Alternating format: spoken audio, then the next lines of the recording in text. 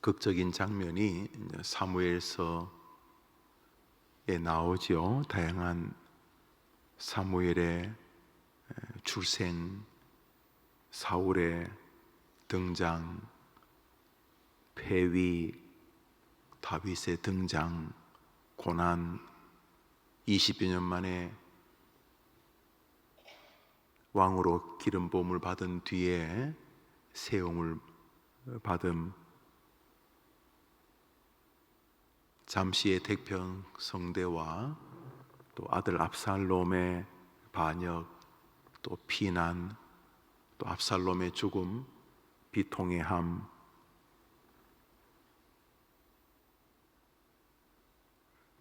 나라를 다스림, 솔로몬의 출생, 또 솔로몬의 여러 정적들, 또 다윗의 죽음, 솔로몬의 왕이 등극, 이런 역사가 쭉 이어지지 않습니까? 다양한 임금들의 이야기이지만 사실은 우리들의 이야기이지요. 나고, 만나고, 투쟁하고, 넘어지고, 승리하고, 모순에 갈등하고, 또 믿음의 결단을 하고, 또 결단이 흔들리고, 믿었던 사람에게 배신을 당하고, 또 하나님의 은혜를 입고, 그리고 후손들이 자라는 것을 봄과 함께 그것이 자신의 늙어감을 증명하게 되고, 후손들의 어느 지위의 등극은 우리의 임종과 맞는다는 한 사람의 역사나 열왕기 혹은 사무엘서에 나오는 역사가 다르지가 않지요. 그러니까 사무엘서 전체가 다윗 왕조의 이야기이지만 또 역사의 하나님의 운행의 방식이지만 동시에 우리 한 사람의 흥망성쇠, 흥하고 망하고 또 성하고 쇠하는 이야기이죠. 그러므로 사무엘서나 열왕기서를 보면 자세히 보면 거기 여러분이 있죠. 여러분의 어느 지위와 자리가 거기 있습니다. 거기 20대가 있고 70대가 있고 90대가 있고 기쁠 때가 있고 슬플 때가 있고 잘될 때가 있고 고난당할 때가 있고 승승장구할 때가 있고 아침에 눈 뜨지 않기를 바라는 처참한 시절이 있죠. 거기 우리가 있습니다. 오늘 본문에 다윗의 아주 중요한 한 사건이 등장을 하게 됩니다. 지겹도록 사울에게 쫓김을 당했습니다. 사실 아둘람 굴에 피난 와서 이리도 못 가고 저리도 못 간, 이리 가면 이스라엘 사울이 죽이려 그러고 저리 가면 블레셋이 죽이려 그래서 방금 블레셋 땅에서 미친 척하고 잠시 감시가 소홀한 틈을 타 이 땅도 저 땅도 아닌 비무장지대 비슷한 아둘람 굴에 숨어 있었습니다. 그일라 사람이 고난당한다는 이야기를 듣고 그들을 구해줬지만 정작 그들이 또 자기를 배신합니다. 어제 잠시 상고했으면 참 미들이 아주 없다는 찬송가가 아마 그일라의 사람들의 배신의 모습을 보고 뒤돌아서는 다윗이 불렀을 노래가 아니겠는가 생각을 합니다. 그래서 그일라 땅에서 도망을 나와 어느 만만한 동굴에 숨었습니다.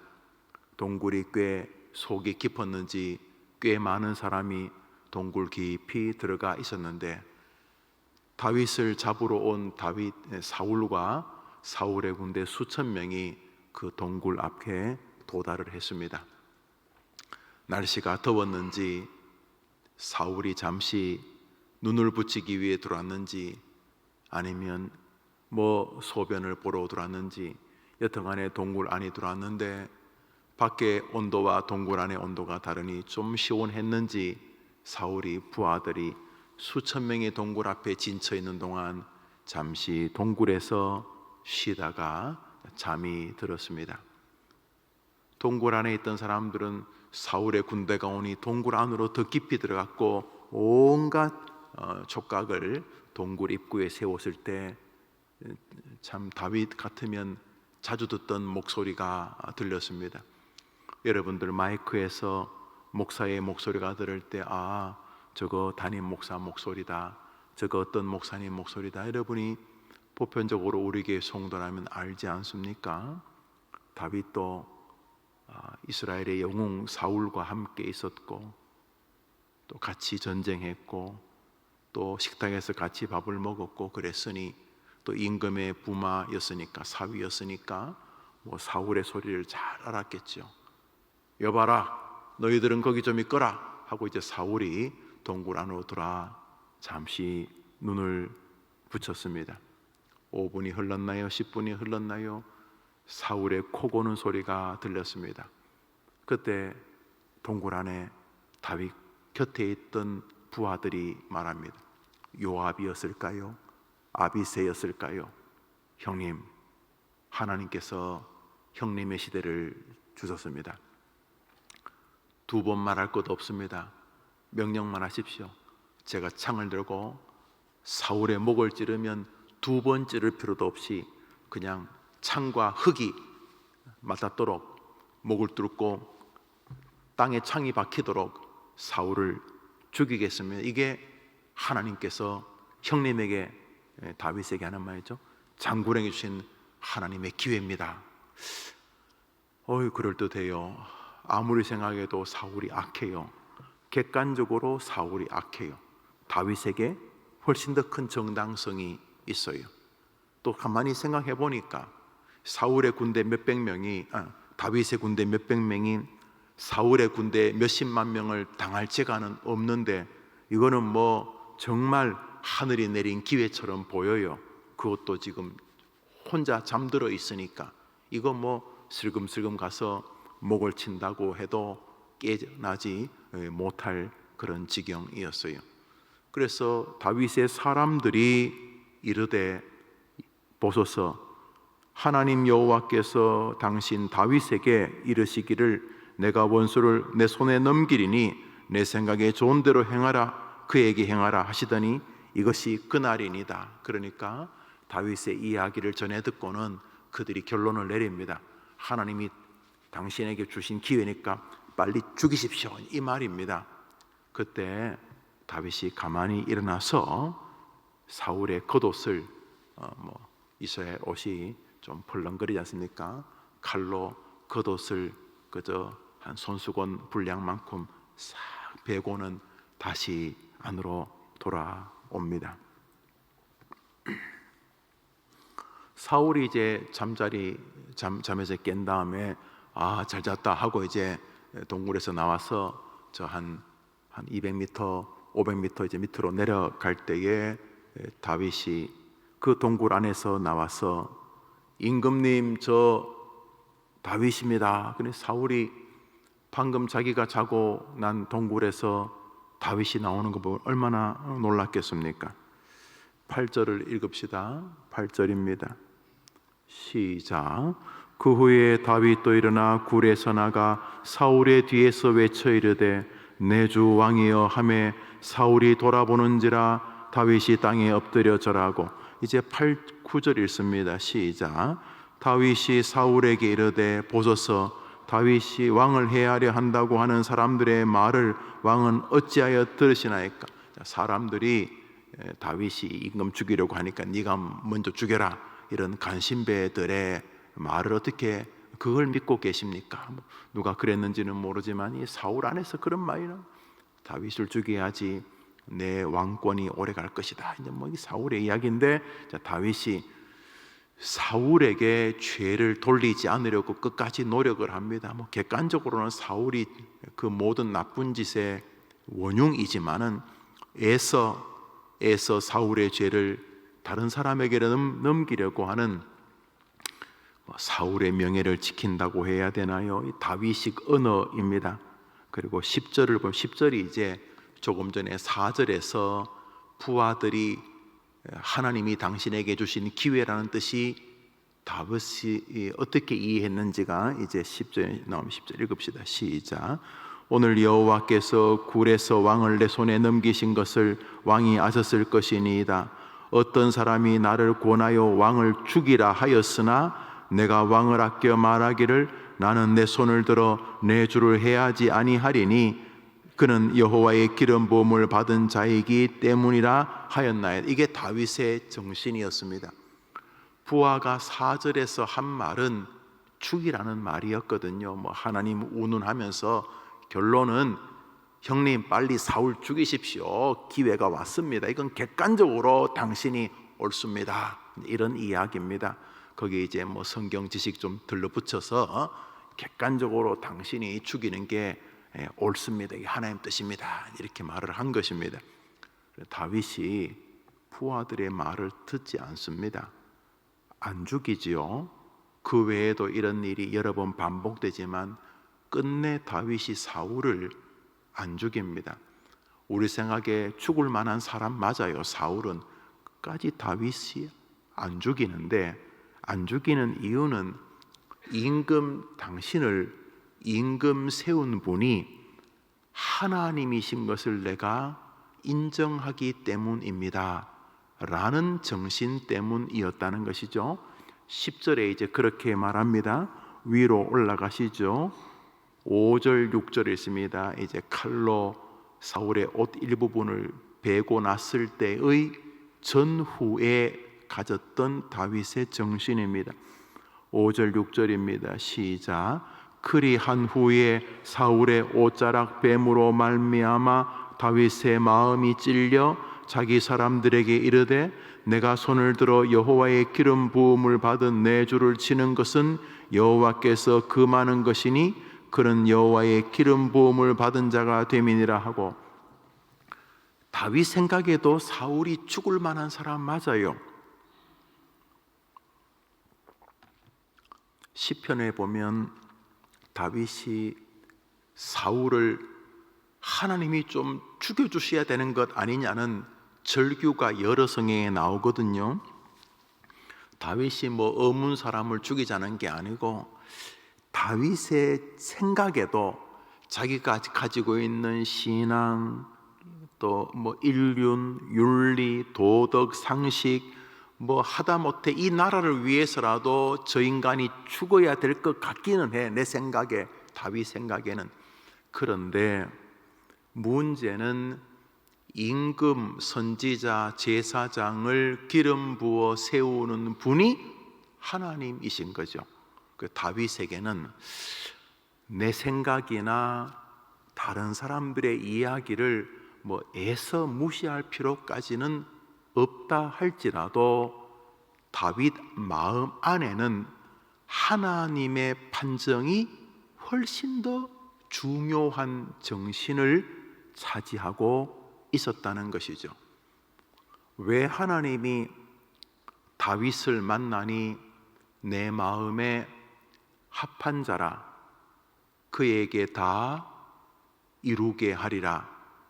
왜 젊은 친구들 쓰는 몰빵이라고 다윗 한 사람에게 모든 부귀 영화와 그의 가문과 그의 지략과 그의 재물과 그의 명예를 한 사람에게 이렇게까지 다 부어 주셨는가를 볼 때에 다윗의 탁월성 중에 으뜸이 되는 것이 바로 오늘 본문에서 문제를 처리하는 다윗의 정신세계입니다.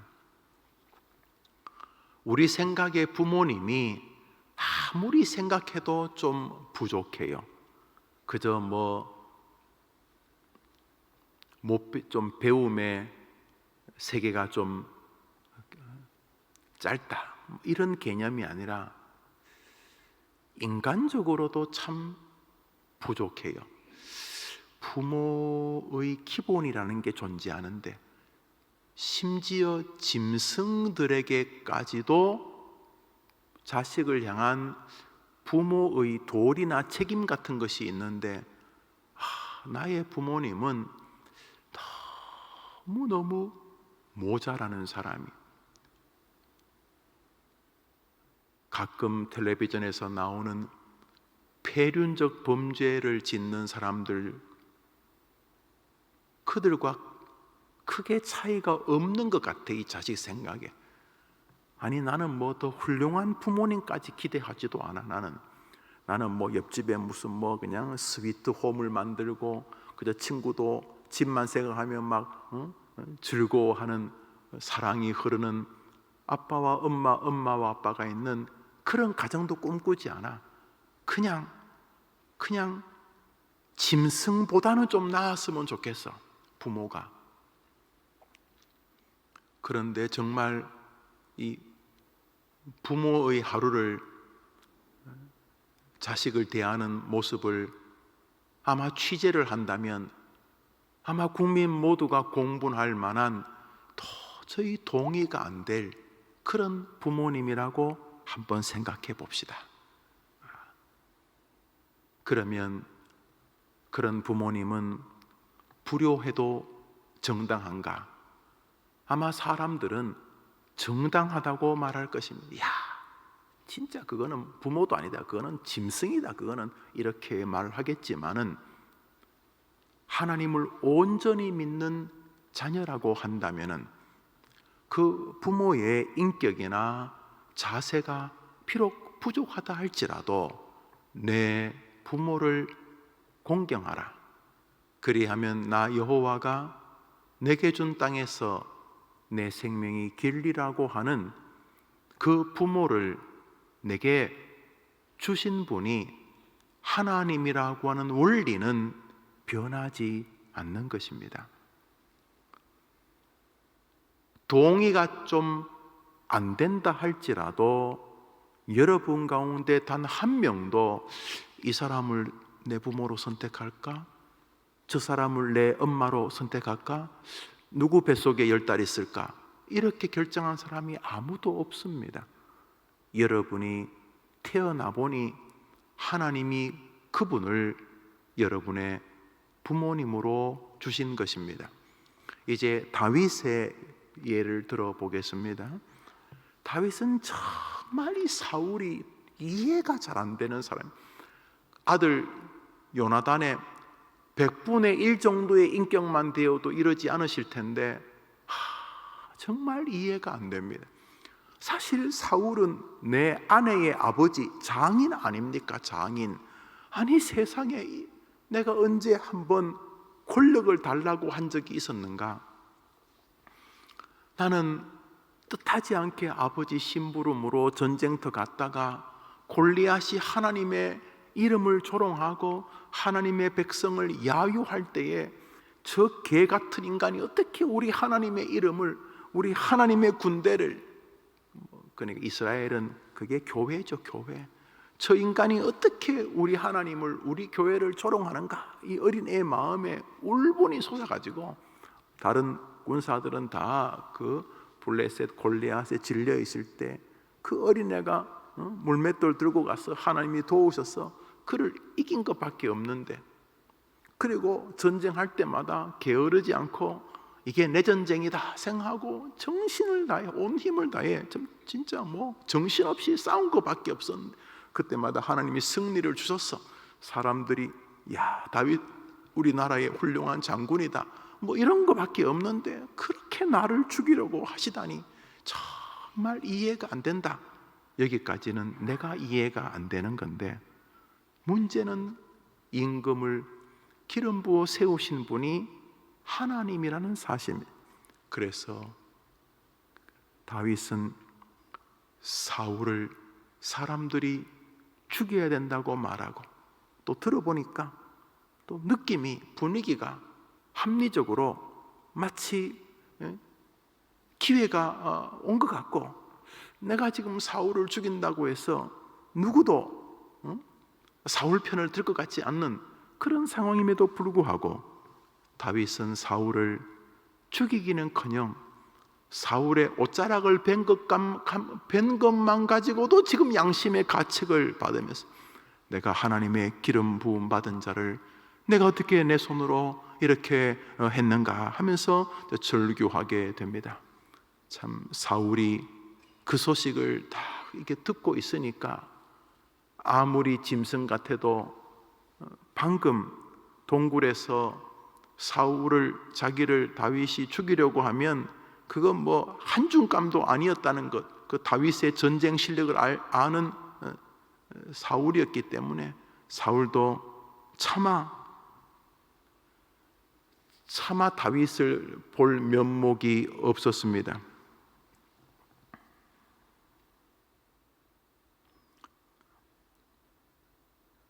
17절을 읽겠습니다. 17절입니다. 시작. 다윗에게 이르되 나는 너를 학대하였하되 너는 나를 선대하니 너는 나보다 의롭도다. 이제 사울이 이렇게 말하고 이제 물러가게 됩니다. 뭐 며칠 안 갑니다. 다시 몇 장 지나면 또 사울이 내가 괜히 멜랑꼴레해져 가지고 내가 좀 마음을 놓았구나. 그래도 다윗을 죽여야지 후환이 없다 이러면서 다시 죽이려고 달려들긴 합니다만, 오늘 본문의 이 아름다운 에피소드를 우리에게 기록하는 이유가 다윗의 판단은 여전히 하나님 우선적이었다는 사실입니다. 이제 여러분에게 물어봅니다. 여러분에게 생명을 주신 분은 누구십니까? 여러분 겁니까? 여러분에게 생명을 주신 분은 누구입니까? 그러면 여러분은 여러분의 생명을 어떻게 대해야 합니까? 여러분에게 자녀를 주신 분은 누굽니까? 그러면 여러분은 자녀를 어떻게 대해야 합니까? 여러분에게 성경을 주신 분은 누구입니까? 그러면 여러분은 성경을 어떻게 대해야 합니까? 여러분에게 사명을 주신 분은 누구십니까? 여러분은 그러면 남은 생에 여러분의 사명을 어떻게 대해야 합니까? 하나님께서 여러분에게 주신 것들을 여러분 마음대로 판단할 자유를 언제 허락하셨습니까? 여러분이 시간이 되면 땅끝까지 이르러 증인이 되라는 사명을 행하고, 여러분이 기분 나쁘고 사명이 안 되면 하나님의 말씀을 사람들에게 전하지 않으셔도 되는 것입니까? 다윗의 정신 세계는 하나님이 세우셨다는 것에 그의 우선순위가 있었습니다. 수많은 사람들이 자기 기분에 따라 무언가를 판단합니다. 자기 기분이나 자기 판단이 혹시 소홀할까 봐 다른 사람의 조언을 구합니다. 크게 나쁜 것은 아닙니다. 그렇지만 여러분, 10,000명이 하나님이 없다고 하면 진립니까? 2명은 하나님이 있다고 하고 우리 대한민국 국민 4,999만 명이 하나님이 없다고 하면 다수결로 하나님이 없는 것입니까? 다른 사람들에게 의견을 묻는 것이 나쁜 것은 아닙니다만, 사랑하는 여러분, 성경보다 어떻게 더 큰 권위가 존재할 수 있습니까? 오늘도 여러분의 주변 사람들이 부추길 것입니다. 아니, 여러분 안에서 부추길 것입니다. 죽여. 성질 내라고. 네가 참으면 병신이야. 여러분의 안에서 계속 요압과 아비새가 부추길 겁니다. 이거는 하나님 뜻이야. 이거는 상식적으로 네 말이 맞을 거야. 하라고. Just do it. 하라고. 주변에서 막 부추길 것입니다. 네가 오라. 네가 정당성이 있어. 100만 번 부추겨도 다윗은 하나님의 기름 부음 받은 자는 하나님이 판단하실 것이다 라고 했습니다. 누가 이겼습니까? 다윗이 이겼습니다. 제가 어릴 때에 이야기를 하면 또 성경을 못 보는데, 어릴 때에 학교를 이렇게 갔다 오면 조그만 우리 성경책 읽는 그 책상 있지 않습니까? 안전뱅이 책상, 거기 그런 곳에 이제 음식이 몇 가지 있고 이렇게 보자기로 덮어져 있습니다.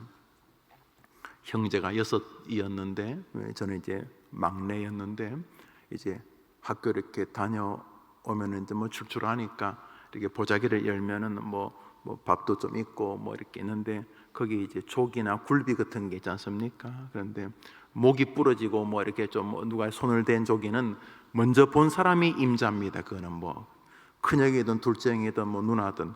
그런데 밥상을 보자기를 딱 이러는데 조기가 아주 정장, 그 머리 끝에서 꼬리까지 하나도 다치지 않은 조기는 우리 형제들이 이렇게 젓가락을 다 못 대었습니다.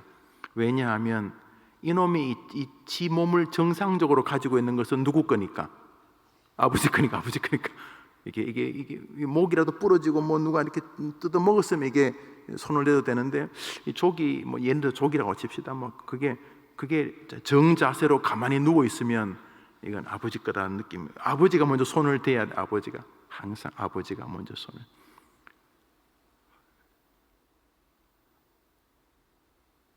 어머니께서 밥을 풀 때도 항상 아버지 밥부터 이렇게 먼저 푸셨죠.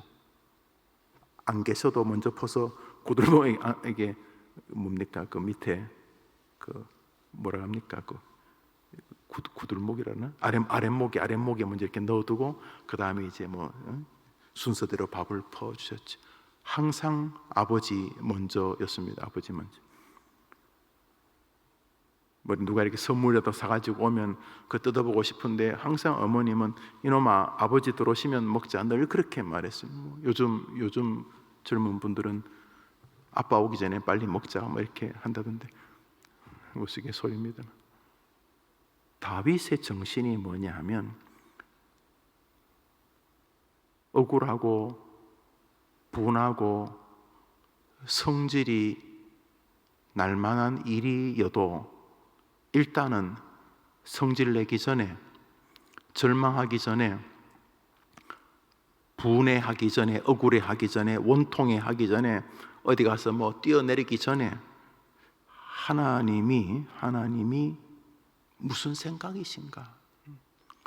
저 인간 말종한테 왜 기름을 부으셨지? 저건 임금도 아니야. 저건 도저히 임금감도 아니고, 저거는 뭐 동사무소 면서기의 비서도 면서기의 비서도 될 놈이 아닌데 어떻게 저런 인간한테 기름을 부어 임금을 세우셨는지는 잘 모르겠지만, 그를 임금 세운 분은 하나님이신 건 분명하기 때문에 방금 우리가 불렀던 주님의 뜻을 이루소서, 고요한 중에 힘겹지만, 도저히 저 사울이 진짜 동의는 안 되지만 기다리니, 고요한 중에 그래도 이를 악물고 절규하면서라도 주님의 뜻을 먼저 앞세웠던 다윗을